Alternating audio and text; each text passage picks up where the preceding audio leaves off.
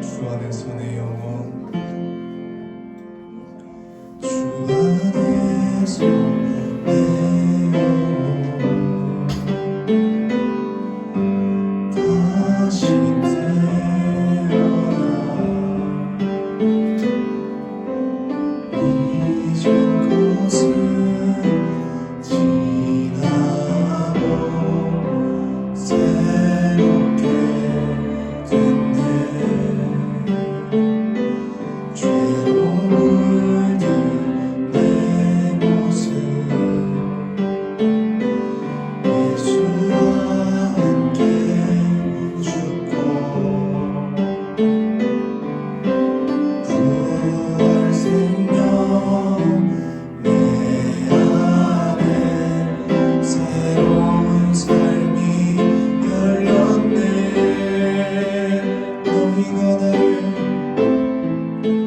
너희가 나를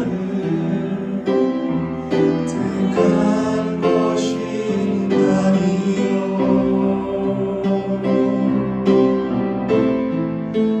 내가 너희를 택하여 세웠나니 오직 내 안에 오직 내 속에 그리스도가 사네. 오직 내 삶에 오직 내 맘에 그가 주인 되셨네.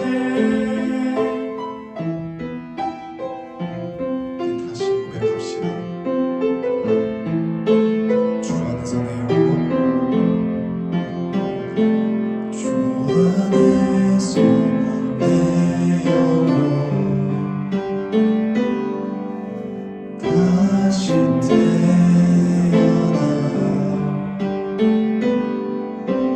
이전 것은 지나고 새롭게 됐네. 죄로 물든 내 모습 예수와 함께 죽고 부활 생명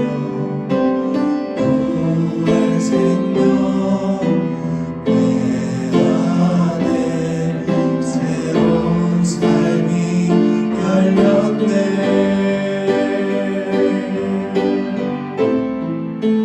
너희가 나를 택한 것이 아니요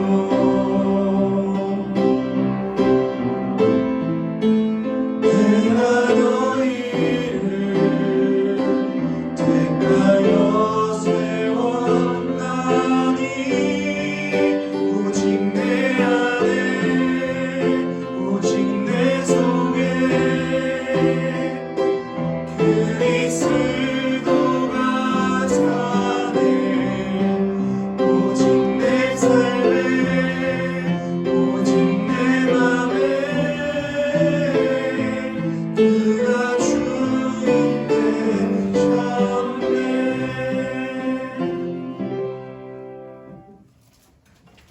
그가 오신 이유 찬양하시겠습니다.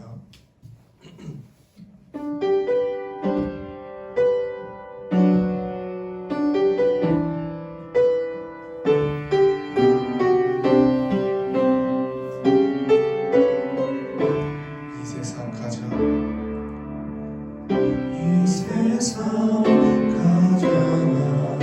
아름다운 순종의 눈물 온 세상 다시 빛나게 한 생명의 눈물 그가 이 땅에 오시니 그가 이 땅에 오시니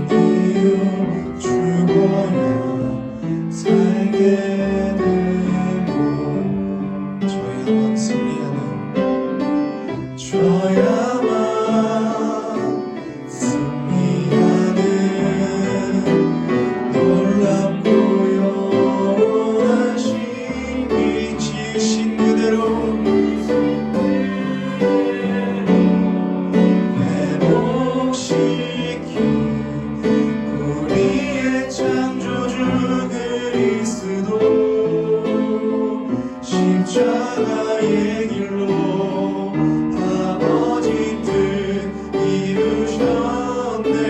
그가 이 땅에 오신 이유 이제 우리에게 맡겨진 그 소망 그 생명 아름답고 십자가의 길 우리가 이 땅에 살아갈 이유 당신은 영광의 왕 당신은 영광의 왕 당신은 평강의 왕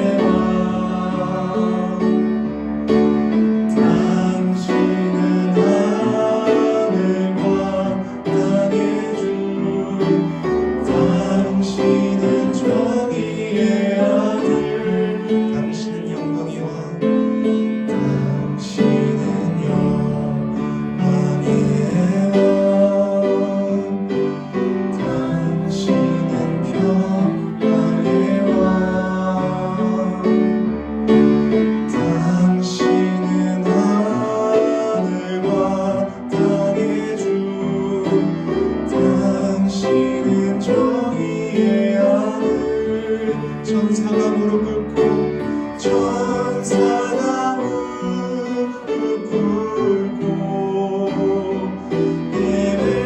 예배하고 찬송하네. 영원한 생명 말씀 당신은 예수 그리스도 주 호산나 다윗의 호산나 다윗의 자손께 호산나 불러와 주의 왕 높은 하늘의 영광을 예수 주 되시나니 우리 처음부터 고백합시다. 당신은 영광의 왕 당신은 평강의 왕 당신은 하늘과 땅의 주 당신은 정의의 아들 천사가 무릎 꿇고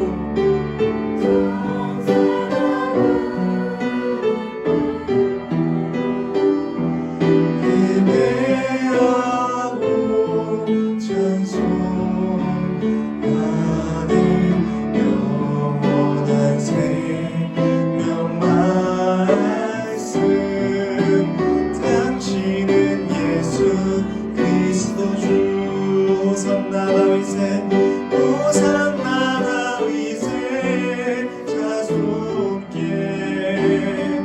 호산나 불러와 주의 왕 높은 하늘의 영광을 예수 주 메시아네. 호산나 다윗의 호산나 다윗의 자손께 호산나 불러와 주의 왕 높은 하늘의 영광을 예수 주 메시아네. 호산나 다윗의 호산나 다윗의 자손께 호산나 불러와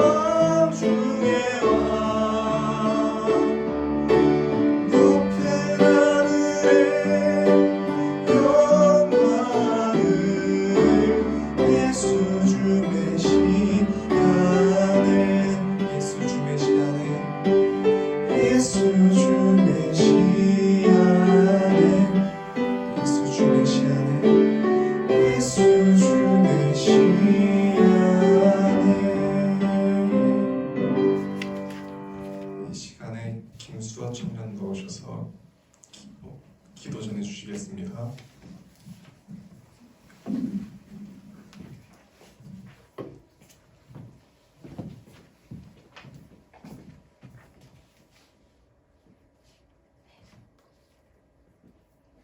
기도드리겠습니다. 오늘도 주의 전에 나와 예배드릴 수 있게 하심에 감사합니다. 청년부 헌신 예배가 준비 중에 있습니다. 준비하고 있는 모든 청년들과 도움 주시는 모든 성도님들께 은혜 내려주셔서 하나님의 뜻대로 헌신 예배가 진행될 수 있게 해주시고 그 가운데서 하나님께 영광을 돌릴 수 있게 해주세요. 성경과 기도를 통해 하나님과 더욱 가까워지기 위해 노력하며 순종하는 삶을 살아가게 해주세요. 각자의 삶 속에 고난이 있을 때 세상이 아닌 오직 하나님께 의지하며 항상 기도로 하나님께 도움을 구하게 하여 주세요. 목사님께서 말씀 전하실 때 은혜 주시고 모두 설교를 통해 하나님의 뜻을 알고 그 뜻대로 살아가게 해주세요. 앞으로의 한 주간의 삶도 하나님 안에서 믿음으로 살아가기를 바라며 예수님 이름으로 기도드렸습니다. 아멘.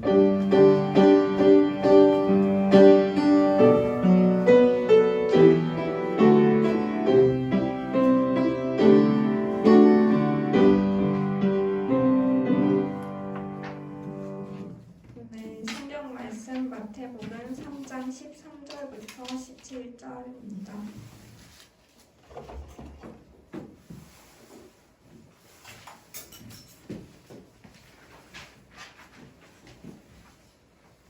다 찾으셨으면 함께 봉독하겠습니다.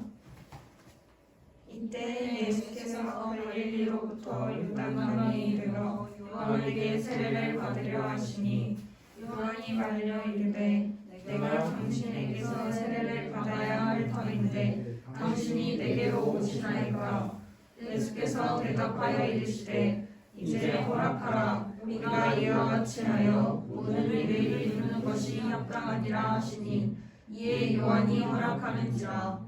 예수께서 세례를 받으시고 고운 불에서 올라오실새 하늘이 열리고 하나님의 성령이 비둘기같이 내려 자기 위에 임하심을 보시더니 하늘로부터 소리가 있어 말씀하시되 이는 내 사랑하는 아들이요 내 기뻐하는 자라 하시니라. 아멘. 오늘 목사님 나오셔서 예수 세례 받으심이란 제목으로 말씀 나눠주시겠습니다.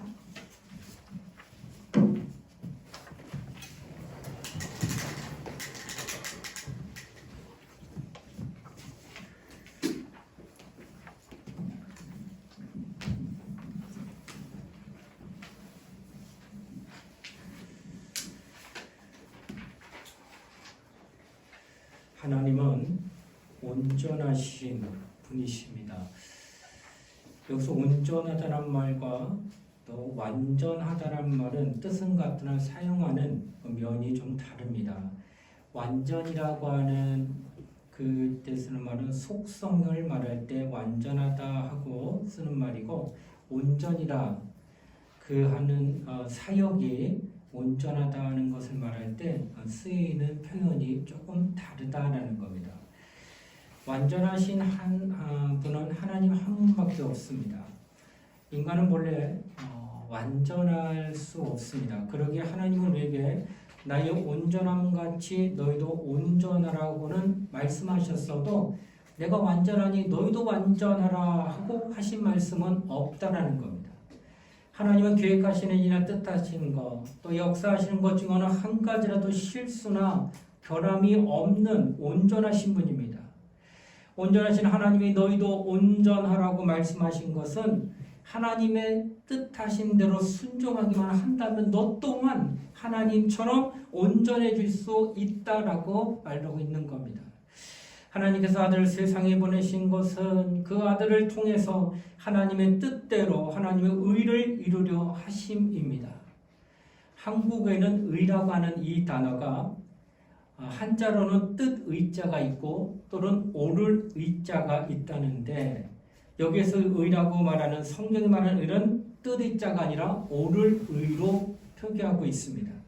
하나님은 자기의 뜻대로 의를 정하시고 이에 따라 아들을 세상에 보내사 하나님께서 이미 정하신 그 의를 이루게 하셨다라고 성경은 말합니다.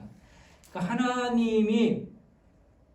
하시는 것을 나타낼 때 그것을 하나님은 의라고 자신은 말씀하셨고 또 우리는 그것을 의라고 믿고 그 의를 따르게 되어 있다라고 하는 것을 성경은 말씀하고 있는 겁니다. 그러므로 영적 생활은 무엇이냐? 하나님의 의에 대하여 잘 알 때 그 영혼이 성장하게 됩니다. 그러면 성경에서 말하는 의인은 과연 누구일까? 바로 의를 행하는 자를 성경은 의인이라 이렇게 표현한다는 거예요. 그러니까 내가 의를 모르고 의를 행할 수 없을 뿐만 아니라 의인이 될 수도 없다라는 거예요. 나는 의롭게 되길 원합니다. 하나님, 나는 의인이길 원합니다. 내가 이렇게 고백하고 하나님 앞에 갈망한다 한다 할지라도 하나님의 의라고 하는 것을 모르게 되면 절대로 그 사람은 의인이 될 수가 없다라는 것을 성경은 말하고 있다는 겁니다. 모름지기 믿는 자들은 하나님의 의를 알아야 또 그 의대로 행해야 그가 의인이 될 수 있다라고 하는 것을 말합니다. 예수께서 바리새인들에게 무엇을 물으셨습니까? 요한의 세례가 누구부터 온 것이냐?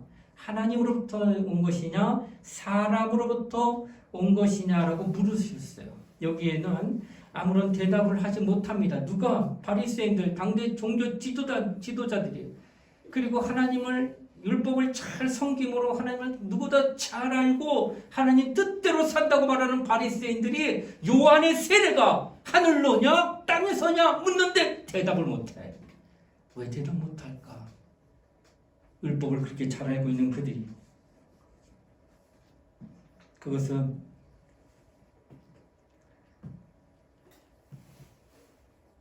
세상에 그러한 행습이 없었기 때문에 잘못하다가는 크게 빗나가는 대답을 할 것이기 때문에 그런 대답을 쉽게 말하지 못하였다라는 거예요. 이미 전통적으로 내려오던 어떤 거였으며 밝히 말하는데 이것은 그 전에 있던 것이 아니었다는 거예요. 세례 요한이 세례 베푸는 것이 그 전에는 그게 행습으로 나타나지 않았기 때문에 모르기 때문에 말을 잘못했다가 큰 실수를 범할까봐 말하지 아니했다라고 하는 겁니다. 여러분 요한이 예수보다 6개월 먼저 이 땅에 태어난 자입니다. 그리고 장성한 다음에 요단강에서 회개하라 천국이 가까이 왔다 하며 전도하며 회개를 외칠 때 많은 자들이 그 앞에 나와서 회개하고 세례를 받았습니다. 요한을 회개하는 자들에게 이 고백의 증거로 세례를 준 거예요. 네가 죄인이다. 네가 하나님 앞에 죄를 범했다. 고백하면 그 즉시 회개했다고요. 세례 베풀었다는 거예요. 그러니까 요한의 세례를 뭘로 말하느냐? 회개케 하는 세례라고 마태복음 3장 11절에 증거합니다. 그러니까 나는 회개합니다. 나는 죄입니다. 하는 소리를 입술로 고백하면 그 증거로 내가 너에게 세례를 베푸노라 하고 세례 준 게 요한이라는 거예요. 그러니까 요한 앞에 세례 받는 자들은 어떤 세례를 받느냐? 바로 회개케 하는 세례를 받았다라는 거예요. 그러므로 세례받는 사람 누구를 막론하고 참으로 겸손한 자입니다. 왜요? 세례받았다는 증거는 바로 내가 죄인임을 고백하기 때문에 받았기 때문에 요한에게 세례받은 자는 다 고백한 겁니다. 나는 죄인입니다. 겸손한 자들의 고백으로 그들이 세례를 받았다라는 거예요. 그러나 요한 앞에 서신 예수, 이게 이제 문제가 되는 거예요. 예수가 회개할 게 있을까 없을까? 예수는 회개할 게 없잖아요. 왜? 죄인이 아니기 때문에. 다시 말하면 예수도 회개할 죄가 있느냐고 하는 물음이었다는 겁니다. 그러기에 예수께서 세례받으러 요한에게 나오실 때 요한이 말합니다. 주여! 오히려 내가 당신께 세례를 받을 텐데 어찌 당신이 내게와 세례를 받겠습니까? 하면서 세례를 주지 않으려고 했다는 거예요. 왜냐하면 요한이 주는 세례는 회개케 하는 세례고 죄가 있다고 고백한 자가 받는 세례인데 예수가 지금 요한 앞에 왔을 때 예수가 무슨 죄가 있냐는 거예요. 하나님의 아들인데. 그런데 어떻게 세례 줘? 죄가 없는 일을. 차라리 요한이 내가 당신 앞에 머리를 숙이고 세례 받을 연약한 인간이지 어떻게 당신이 네 앞에서 세례 받습니까? 안 됩니다. 못 줍니다. 이렇게 말했다는 거예요. 그때 예수께서 이런 말씀을 하셨습니다. 허락하라. 이렇게 하여 하나님의 의를 이루는 것이 옳으니라. 허락하십니다. 예수님이. 왜 허락했느냐? 죄가 있어서 허락한 게 아니라 이것이 하나님의 의를 이루는 것이기 때문에 허락하노니 너 세례 베풀어라 하셨다는 거예요. 그리고 이 말을 듣고 즉시 그가 세례를 베풀었습니다.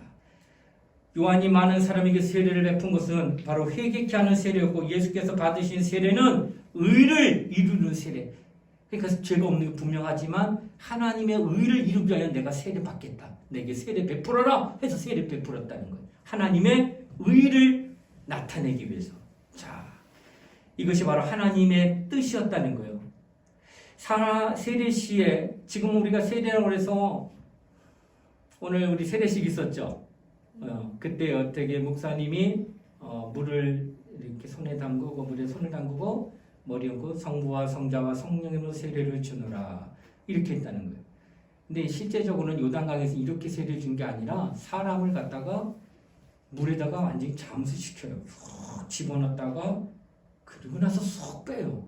그러니까 물방울을 여기다 주는 게 아니고 완전히 잠수입니다. 근데 당시 우리 성경에 장례, 그 죽음을 뜻하는 그런 어떤 의식 같은 게 성경을 번역할 때 어떻게 번역하냐는 거예요, 이거를. 그런데 불교 가운데 그런 게 있다는 거예요. 죽은 자에게 물 뿌리는 게. 거기서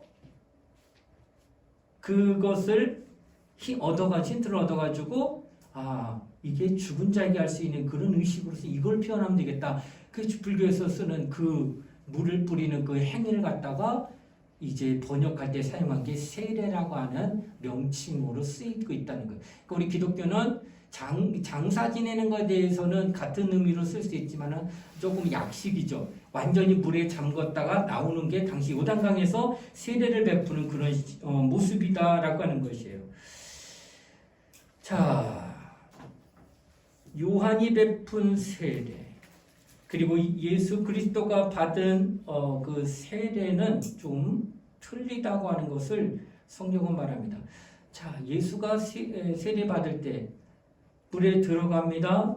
장사 지낸 바 되는 거죠. 죽음을 경험한 거고, 물에서 나오면 부활을 의미하는 거. 그러니까 하나님께서는 예수를 향하여 어떤 의의, 오르리, 내가 너에게 이렇게 하노라 하면 그게 지금 법이 되는 거예요. 그 법이 뭐야? 예수가 이 땅에 오셔서 죽으시고 3일 만에 부활하시는 그것을 하나님은 뭐로 정했다? 의로 정했다는 거예요. 그래서 그 의를 나타내기 위해서 뭐 한 거예요? 요한 앞에 와서 세례 받을 때 죄가 없는데 왜 세례 받아? 하나님의 의를 이루고자 하니 허락하니 세례 베풀어라. 그러니까 예수의 세례는 하나님의 의를 나타내는 세례고, 죽음과 부활을 나타나기 위한 세례를 받으셨다는 거예요. 자, 이것이 왜 우리에게 그렇게 중요하냐? 예수의 죽음과 부활을 예수께서 이 땅에 오셔서 공생기간에 온전히 다 이루셨습니다. 그러니까 하나님 아버지께서 그것을 의로 여겼다는 거예요. 죽음과 부활할 것을 아들을 통하여 이루실 것을 의로 여기셨고, 아들은 그것을 의로 받아서 그대로 순종함으로 하나님의 의를 이루신 분이에요. 그리고 우리 믿는 자들은 오늘날 우리도 세례 받잖아. 예수의 죽음과 부활을 똑같이 연합함으로 그의 죽음과 우리 옛사람이 함께 죽고 그의 물에서 나오심으로 부활하심을 우리도 함께 영으로 부활하여 하나님 나라에 함께 갖겠노라고 하는 고백을 몸으로 체득하는 게 세례라는 거예요.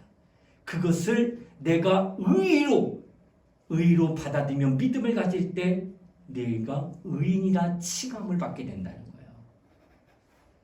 그러니까 하나님의 아들이 이 땅에 오셔서 하나님의 의를 이루신 것처럼 오늘날 우리도 그것을, 의를 이루신 예수가 하신 그 모든 것을 시인하고 인정하는 사람이 바로 그도 하나님으로부터 의롭다함을 받는다라고 하는 것을 성경으로 이렇게 증거하고 있다는 거예요.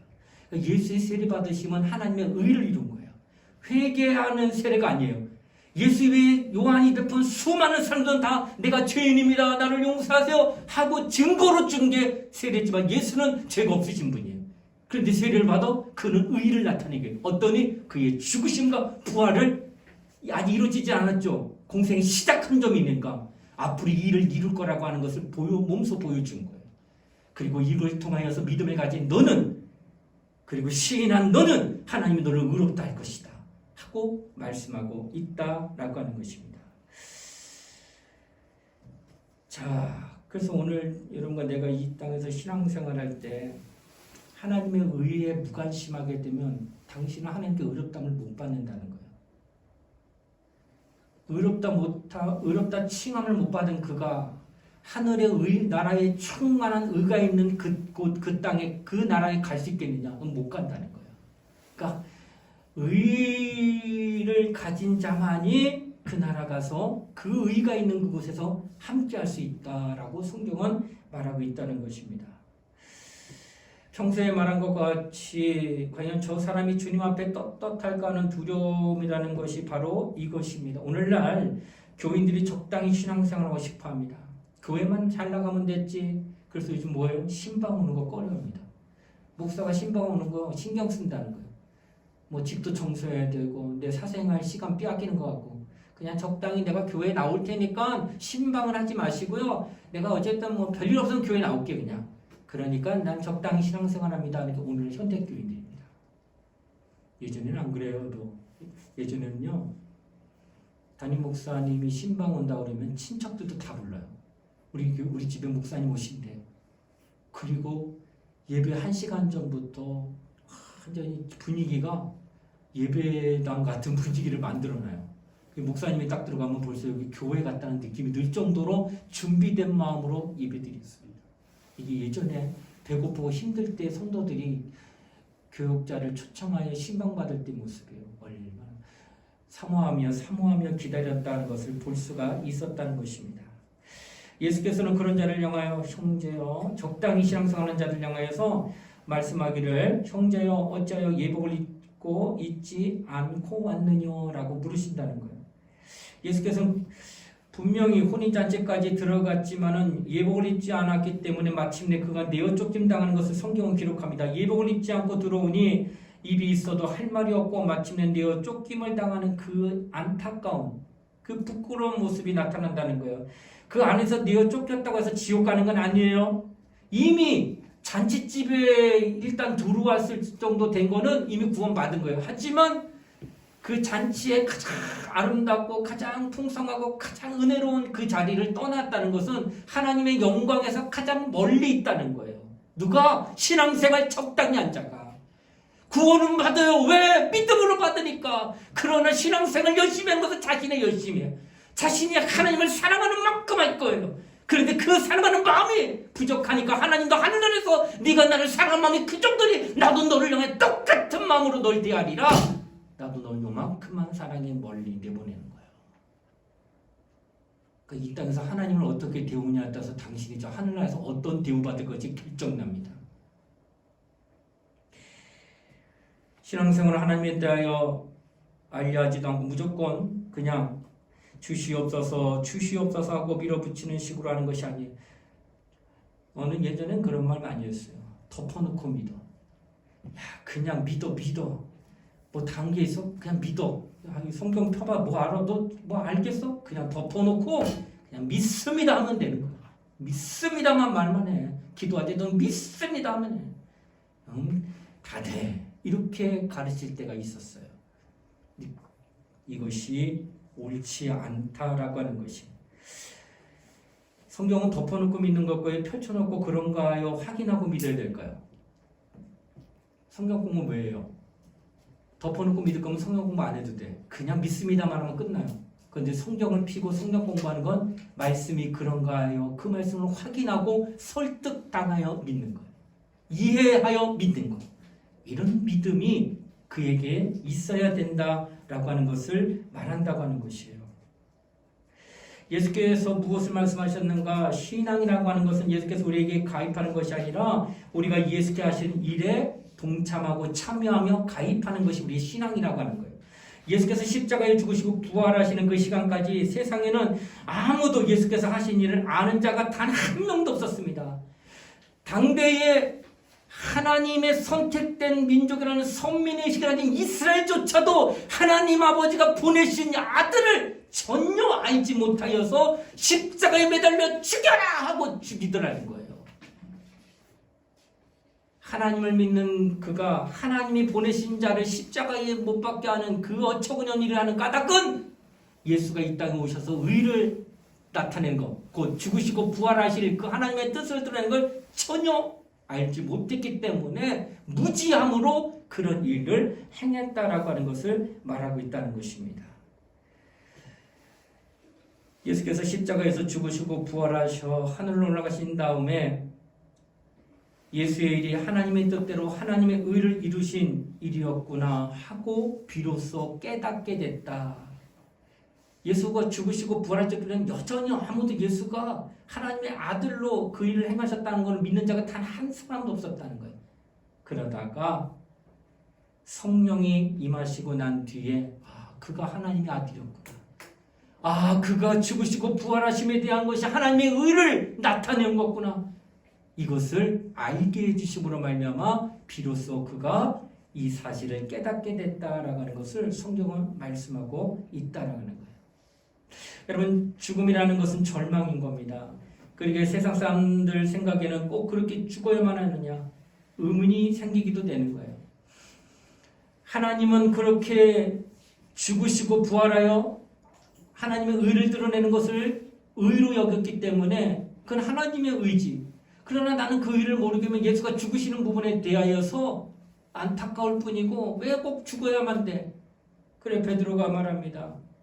왜 죽으시렵니까? 내가 절대 주를 해하지 못하도록 막겠나이다 할 때 사탄아 내 뒤로 물러가라. 네가 하나님의 일을 생각하지 않고 사람 일을 생각한다 하며 수제자 베드로를 사단이라고 하며 혹독하게 꾸짖었습니다.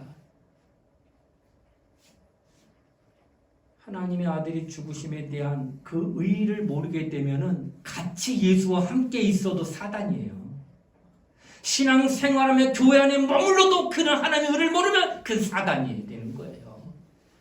신앙생활 연조가 30년, 40년, 때로는 50년 됐다고 그 믿음이 좋은 게 아닙니다. 왜? 어느 순간 사단 될 수 있어요. 왜? 의를 모르면. 하나님의 의를 모르면 이처럼 사단적인 행위를 할 수가 있다고 하는 것을 성경은 말하고 있다고 하는 거예요. 여러분, 울타리가 만들어집니다. 또 문이 있어요. 울타리를 만들고 문이 있게 한 까닭은 뭐예요? 그 안에 들어가려면 반드시 문을 통해서 들어오라고 하는 것이 그 안에 내용에 담겨져 있다는 거예요. 만약에 아무나 들어올 수 있고 아무나 저기 할 수 있다면 울타리 왜 만들고 문을 왜 만들어? 다 열어놓으면 왔다 갔다 할 수 있는데 근데 문을 여는 것은 반드시 문을 통해서 들어오라고 하는 그 암시적인 그 뜻이 내포되어 있다는 거예요. 어떤 목적을 가지고 그렇게 만들었다는 거예요. 문이라고 하는 거예요. 울타리는 하나님께서도 그런 어떤 목적을 가지고 뜻을 가지고 그에게 죽음과 부활을 통한 그 의를 나타냈다는 거예요. 그 뜻이 뭘까? 바로 부활입니다. 여러분, 부활이라고 하면 반드시 선행되는 게 있어야 돼요. 그게 뭘까요? 죽음입니다. 죽음이 없으면 부활이 없는 거예요. 부활을 하려면 반드시 죽음을 거쳐 와야 되는 것처럼 하나님의 아들이 문과 같은 그런 어떤 목적을 가진 것은 바로 부활이라고 하는 것인데 그 부활을 위해서는 반드시 뭐예요? 죽음이라고 하는 것을 거쳐서 현관문처럼 지나와야지만 된다고 하는 것을 하나님이 의로 정했다는 거예요.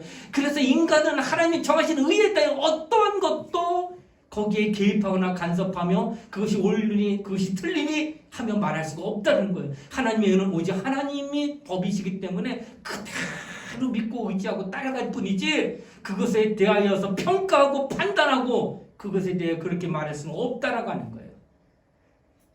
그러므로 예수의 죽음에 대하여 왜 죽으셨습니까? 그 죽음을 보고 왜 안타까워가지고 사순절 기간만 되면 예수의 십자가 짓는 그 고난 주간에 막 안타까운 심정으로 막 그래요. 솔직히 마음적으로는 심적으로는 예수가 나를 위해 죽으셨다는 것 때문에 내 마음이 조금 그런 어떤 것이 있지만 그것에 몰입할 이유가 없습니다. 왜? 그의 죽으심은 바로 하나님의 의가 되기 때문에 의를 향하여 가는 것이니까 그것에 대하여서 전혀 거기에 대하여 그것을 안타까워하거나 하지 말라는 거예요. 차라리 너와 너의 자녀를 위해 울라라고 했어요.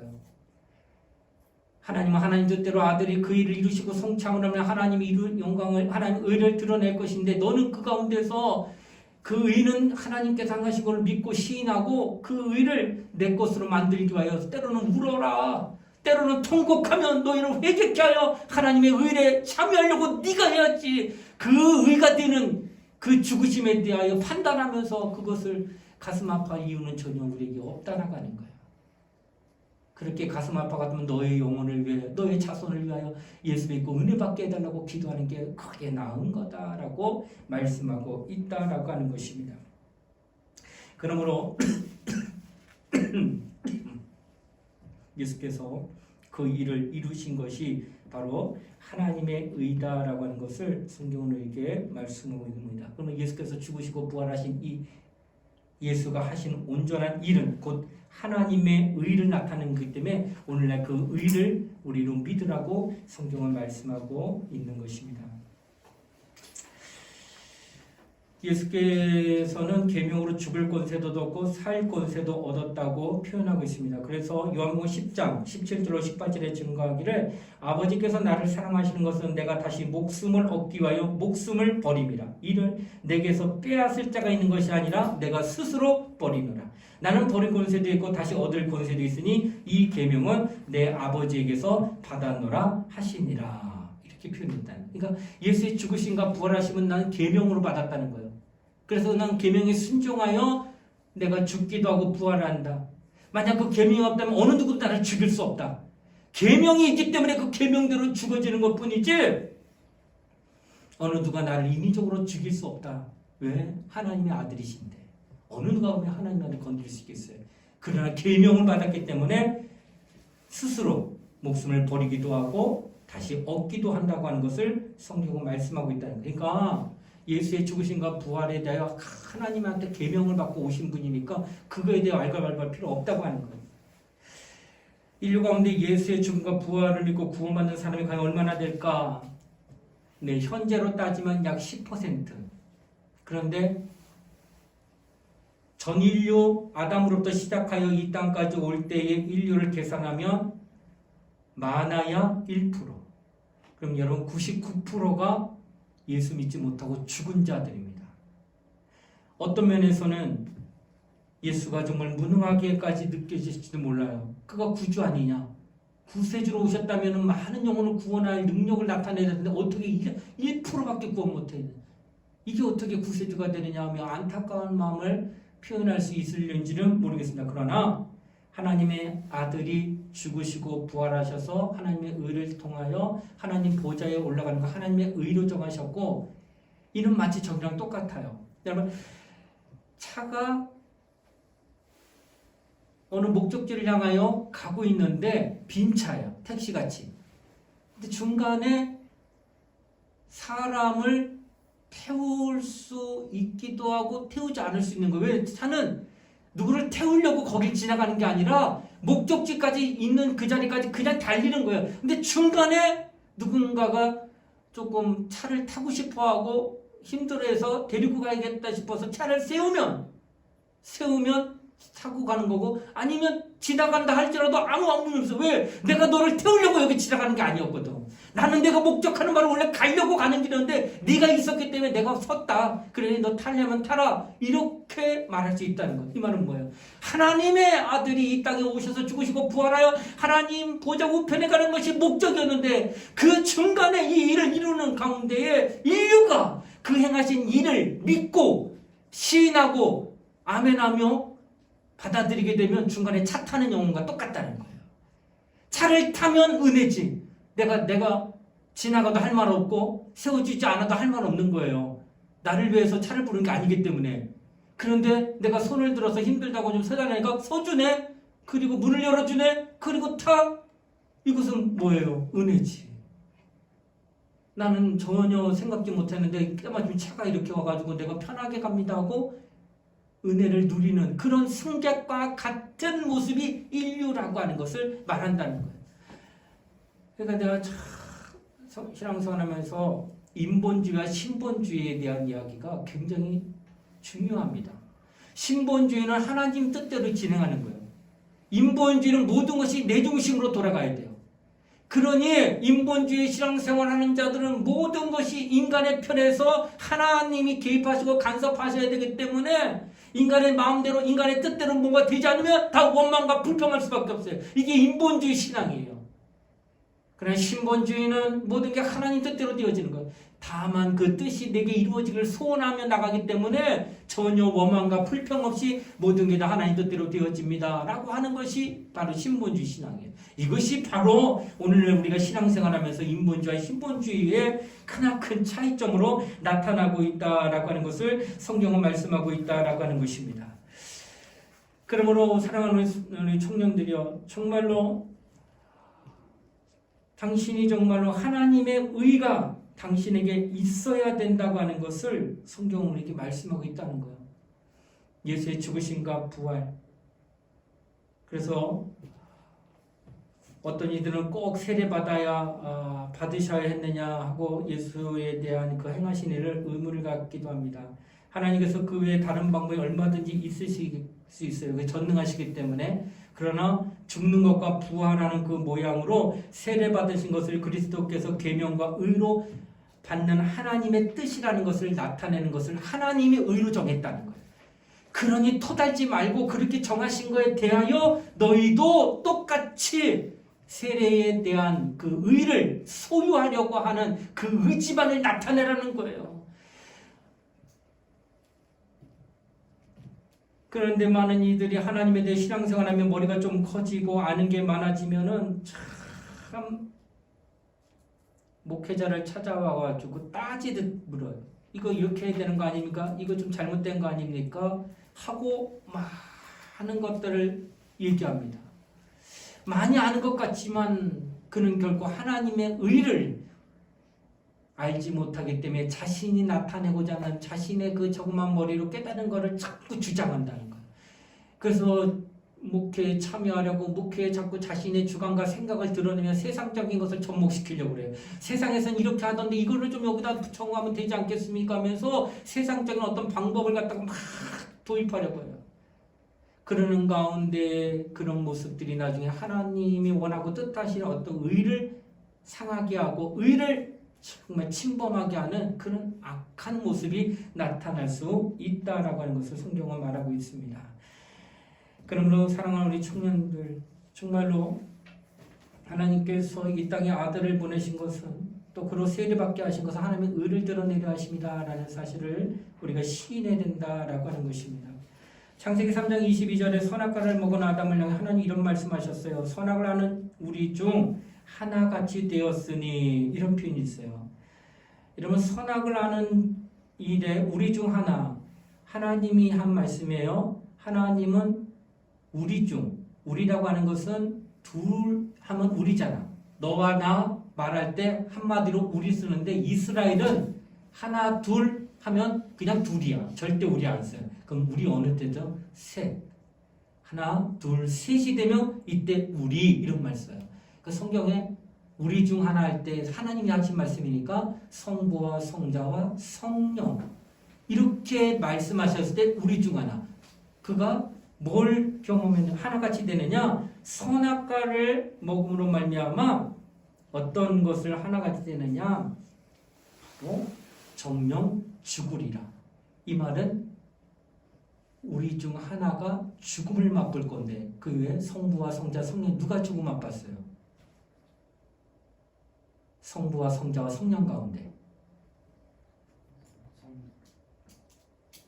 성령이 죽음 맛봤어요? 그렇죠. 성자가 죽음 맛봤잖아요. 근데 이게 창세기 말이에요. 예수가 오시기 몇천 년 전 얘기예요.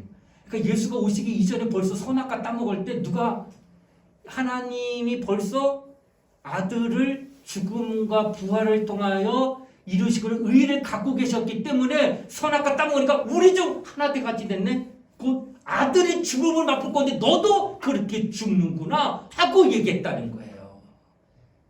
그게 벌써 이거 하나님의 의는 태초 이전부터 갖고 계신 거예요. 누가? 하나님 아버지가. 그리고 천지창조 후에 선악과 따먹으로 그것이 밝혀지게 됐고, 그리고 2000년 전에 예수가 세례받으심으로 말미암아 그것이 확신하게 됐고, 그리고 몇 날 못 돼요. 정말 예수가 십자가 못 박혀 죽으시고 사흘 만에 부활하심으로 그리고 승천하심으로 하나님 보좌 우편에 가 계신 것을 내가 가면 아버지께 성령을 보내어 내가 너에게 보내리라 해서 우편 보좌에 가야지만 성령 보낼 수 있어요. 그런데 오늘 내가 성령 받아 지금 어디 있다는 거예요. 예수가 하나님 보좌 우편에 계시다고 하는 증거를 내가 성령 받음으로 갖고 있다는 거예요. 이 모든 것이 하나님의 의라는 거예요. 이것을 내가 믿으면 너도 함께 할 수 있다는 거예요. 그 하나님과 여러분 우리 믿음 생활 이렇게 성경에 가르친 대로 믿고 의지하며 나갈 때에 그것이 바로 우리에게 큰 능력이 될 수 있다고 하는 것을 성경은 말씀하고 있다라고 하는 것입니다. 바로 예수 그리스도의 이루신 죽음과 부활 이것이 우리에게 의가 되도록 그 믿음을 세례를 통하여 우리가 경험하게 되어졌다라고 하는 것입니다. 주님에 의해 연합하는 자 그가 진정 하나님의 사람이다라는 거예요. 교회생활을 오래 했다고 하나님 사람이라고 인정하지 않아요. 네가 의롭다 칭함을 받아야 의인이라는 칭함을 받아야 하나님의 사람이라는 걸 누가 인정하냐? 하나님이 인정한다는 거예요. 수천의 사람들이 당신 예수 잘 믿어라고 말한다 한들 하나님이 인정하지 않으면 아무 쓸모없다는 거예요. 근데 많은 사람들이 그 사람을 향하여 저가 과연 믿음이 있는 자야? 저렇게 잘 못 믿는 것 같은데 할지라도 근데 저 사람이 중심에 하나님의 의를 하나님이 발견하면 그는 하나님의 거예요. 세상의 눈으로 판단하지 마세요. 말씀에 비추어서 내가 그 말씀과 함께하는 걸로 하나님이 판단하실 거예요.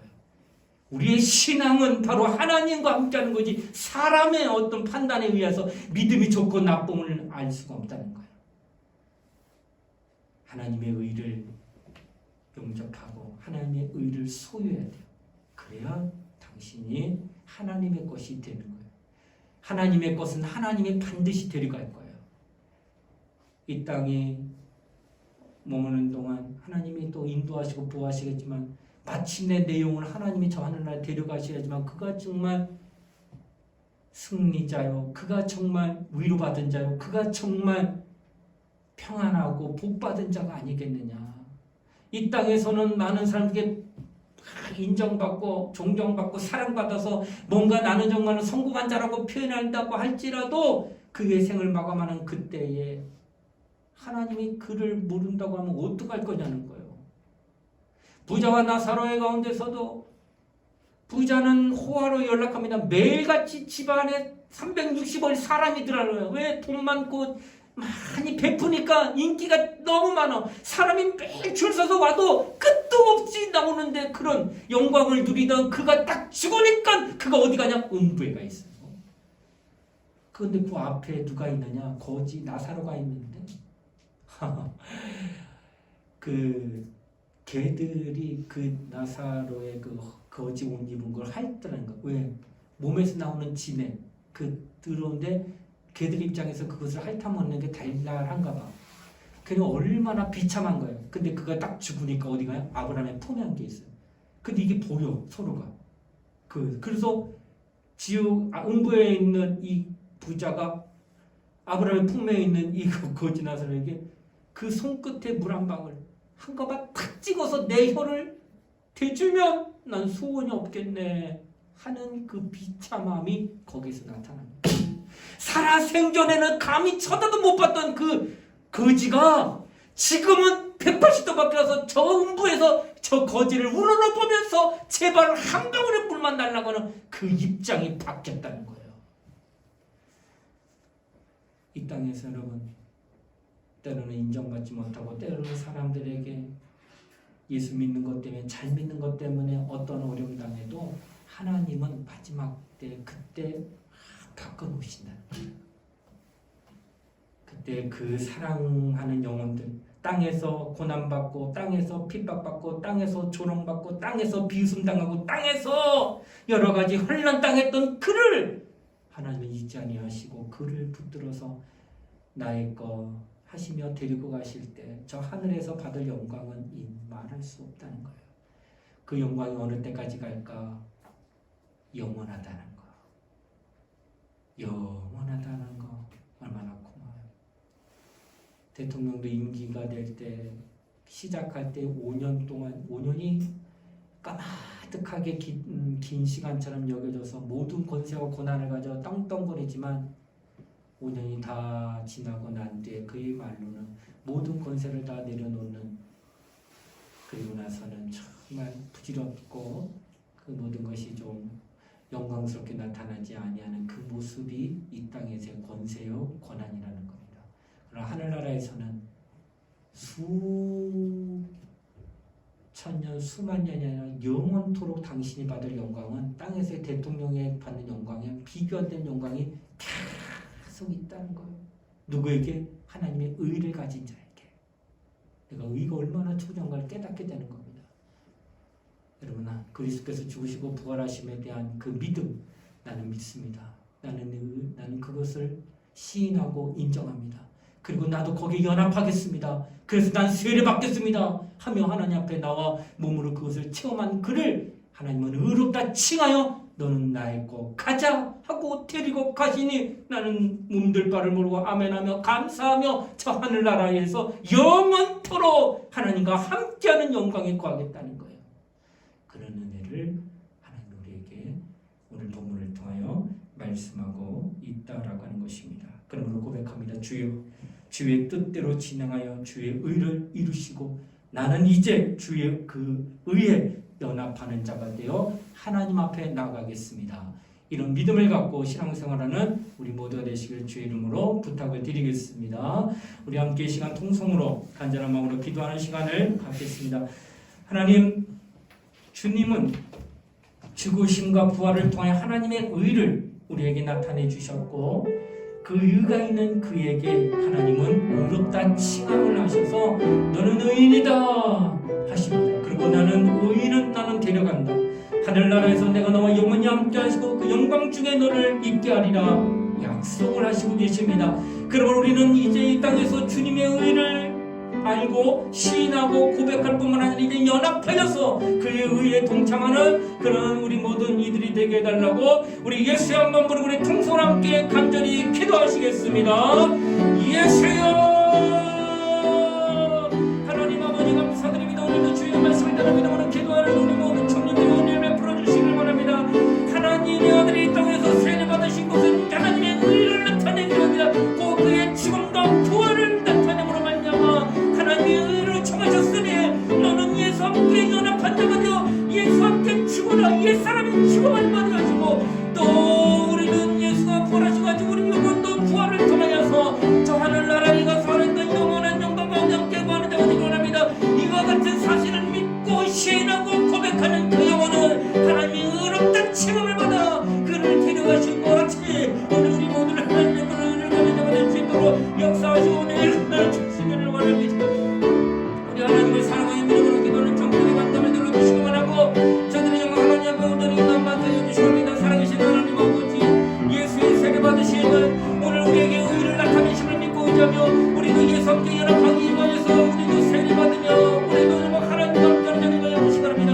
이처럼 우리는 하나님의 의를 아는 자가 되어 주시면서 하나님의 의에 동참하기 위하여 하나님이 법으로 정하시고 하나님이 정말로 옳은 것으로 의로 나타내셨던 것을 믿고 의지하며 기도하는 우리 모든 시도 역사에 해주시기 원합니다. 하나님의 성화도 믿음으로 간구하는 것 건져낼 수 있도록 축복하여 주시면서 하나님의 의를 나타내는 것을 보고 믿음으로 기도하는 우리 모두가 될 수 있도록 은혜 베풀어 주시기 바랍니다. 거룩하신 하나님 아버지, 우리를 도와주시고 역사하게 해주시기 바랍니다.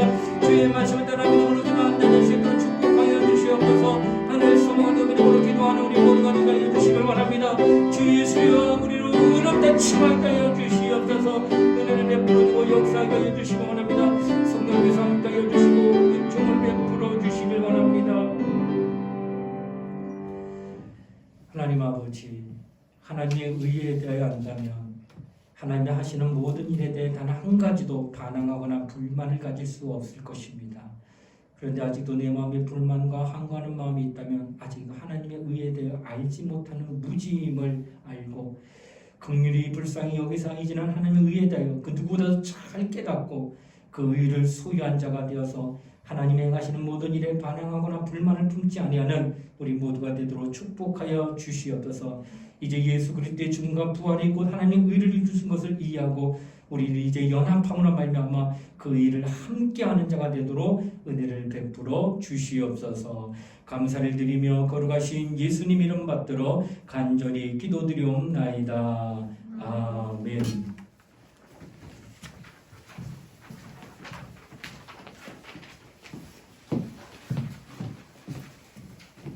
광고하겠습니다. 예배 후에는 청년부 특송 연습이 있고요. 다음 주에 이제 11월 20일 청년부 찬양 집회가 있으니까 여기 계신 모든 분들과 그리고 영상을 보고 계신 분들 전원 참석해 주시길 부탁드립니다. 그리고 11월 27일에 이제 청년부 헌신 예배가 있잖아요. 각자 이제 기도로 저희 기도 시간 채워야 되니까 기도 열심히 해주시고 저희 헌금도 지금 모으고 있으니까 커피값 이렇게 조금씩 아껴서 같이 헌금에 참여해 주시면 감사하겠습니다. 네. 이상입니다.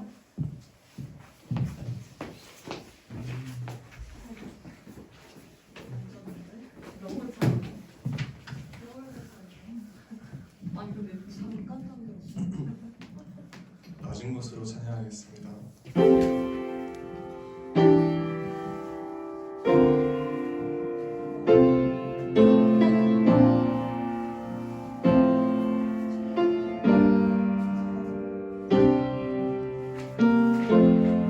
우리의 손길이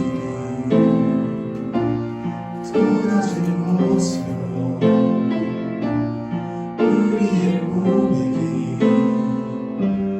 더 낮은 곳으로 쓰러져 있는 그들을 향해 당신이 그랬듯 더 낮은 곳으로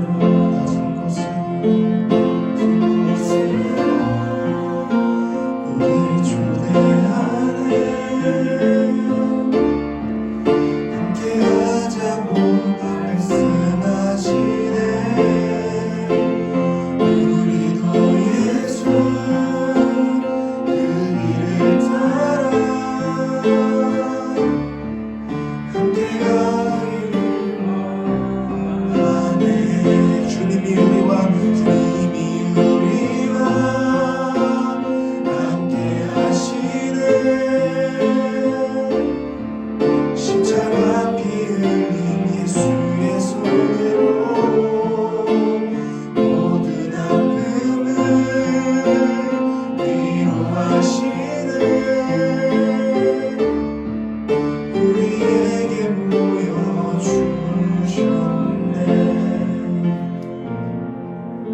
김진희 목사님의 축도로 예배 마치겠습니다.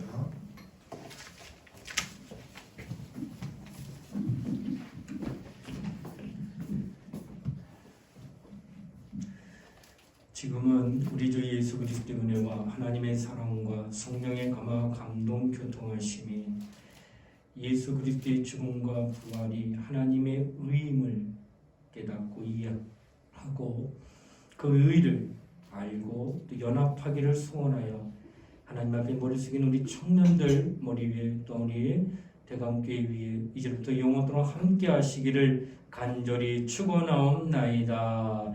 아멘.